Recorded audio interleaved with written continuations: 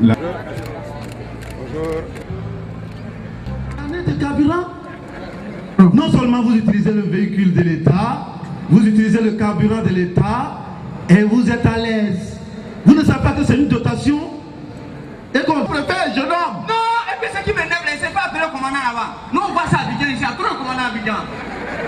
Jeune homme, c'est un représentant du président de la République dans les régions. Mais est-ce que c'est que lui m'appelle là, c'est normal? Qu'est-ce qu'il t'a fait? Non, mais moi je suis au village.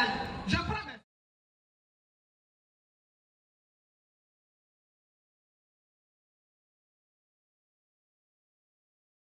de l'éléphant se trouve un palmier en or.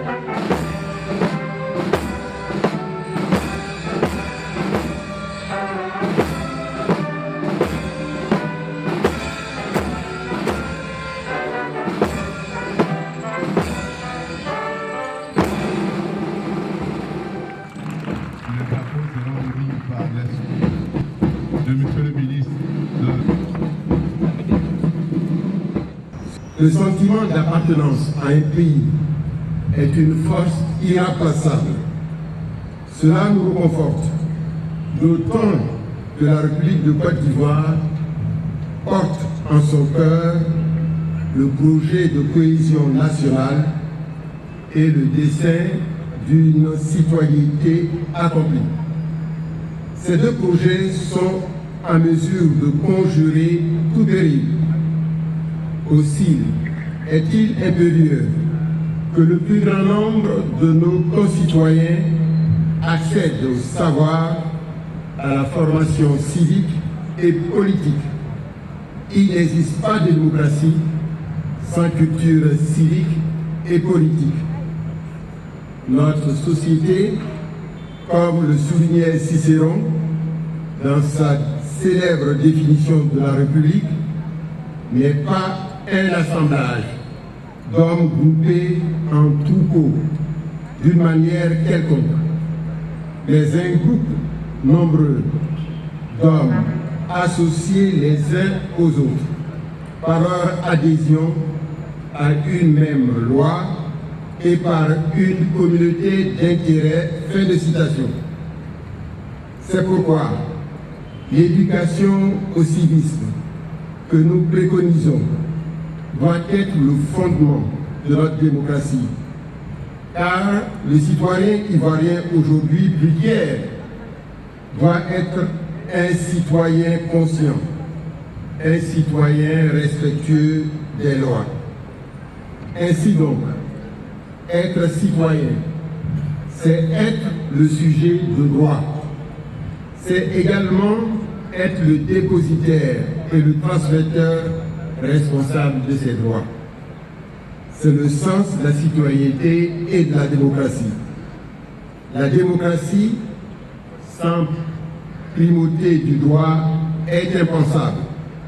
Ce faisant, notre option est donc nette et ferme. Il s'agit de construire une démocratie citoyenne, sans violence, où chaque citoyen est un citoyen conscient et respectueux des lois. La démocratie a été conçue par l'homme pour servir l'homme et son bonheur. Si telle est son ambition ultime et suprême, elle doit pouvoir se construire et prospérer dans la paix. Il est heureux, Monsieur le ministre, de la promotion de la jeunesse et du service civique, que cette action se prolonge en effet dans les chefs-lieux de région. Je voudrais souhaiter qu'elle se poursuive au quotidien dans toutes les localités et qu'elle ne s'adresse pas seulement aux jeunes, mais à toute la population ivoirienne. Tous ont besoin de comprendre le fondement de nos institutions, le fonctionnement de l'État, de s'approprier les ressorts institutionnels et réglementaires de notre démocratie pour mieux vivre. Si nous avons un combat à mener, c'est celui de rester solidaires, rassemblés autour de l'héritage de la République, quels qu'en soient nos choix, quels que soient nos choix. C'est le meilleur rempart de nos tendances à la division contre la montée de l'intolérance. D'ailleurs, peut-on parler d'État s'il n'y a pas de civisme? Cette interrogation, Monsieur le ministre, nous ramène à vos doléances. Le gouvernement est disposé à les examiner avec bienveillance dans les meilleurs délais possibles.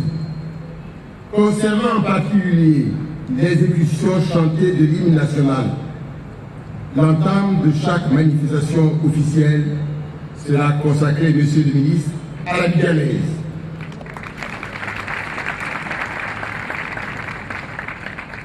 Au niveau des organisations non étatiques, son exécution sera réglementée de manière à ne pas tomber dans la banalisation de notre hymne national.